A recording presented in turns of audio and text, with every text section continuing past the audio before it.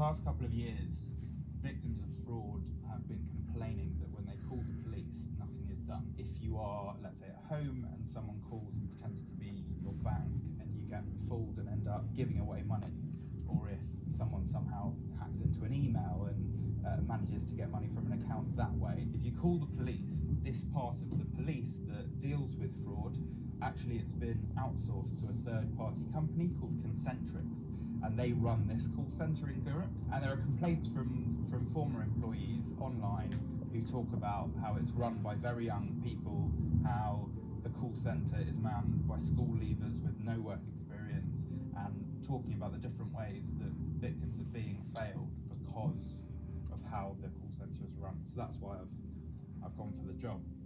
I got the job, and so I start training today, and it will be really crucial to see what the training is like.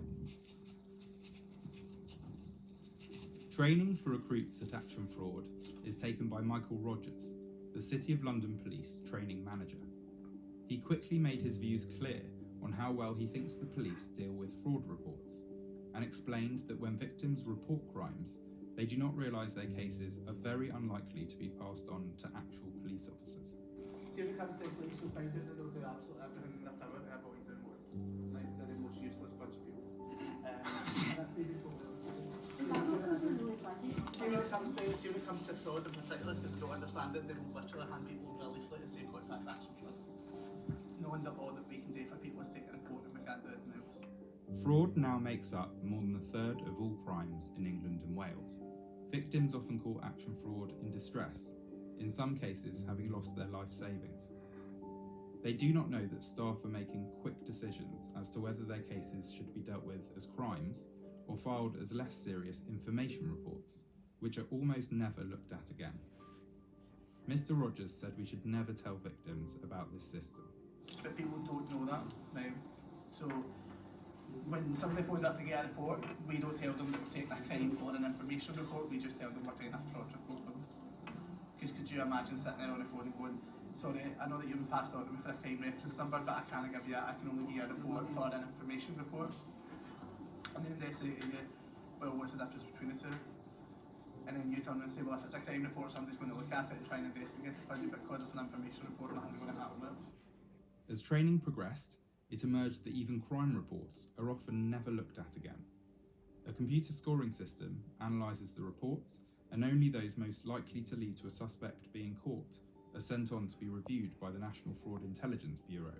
Victims have to have detailed information about the fraudsters, such as their real names and car registration plate numbers, to have a realistic chance of their cases being looked at. This is also hidden from victims. Never disclosed that there was a scoring system, okay? That has only been disclosed as through an FIB, so you guys know why reports will be through and get investigated and why some will, okay? Could you imagine having that conversation with somebody on the phone where you say, yeah, that's not going to look as if it's going to score high enough, so you're kind of wasting your time. You're going to be dealing with probably no report, but a massive complaint as to, well, who are you to decide that I'm not going to get a report? Staff turnover at Action Fraud is very high, and those who have been hired include teenagers, some as young as 16. Employees ridiculed victims and took little interest in their cases while on calls. I thought he was sleeping, but he's not. Oh no, I fall asleep honestly. On calls? Not like, I'll close my eyes and still say the same thing, but again, because it's so repetitive sometimes that you already know, like when they phone up and they say, I received a phone call, but it says going to be a BT scam phone call, a law enforcement phone call, HMRC, and you already know how it's going to turn out and how it's going to be, so you kind of just like... Yeah, it looks like he's sleeping, but he's actually just got his head in his hands. No, it happens, you know, it's just... One of the senior staff members at Action Fraud is Ross Doherty. He is one of the managers responsible for the staff in the call centre. He also frequently uses social media. In one of his tweets from May 2018, he wrote that he was stuck in work dealing with morons until 8. He has also boasted of being drunk during a shift and tweeted, "Fuck fraud, stop calling us and let me go home early." While training for new recruits is written by the Home Office and staff have to pass an Action Fraud sign-off test, Mr. Rogers missed out huge chunks of the material, telling us he was simplifying it to the most basic level. and before the test he fed us the answers.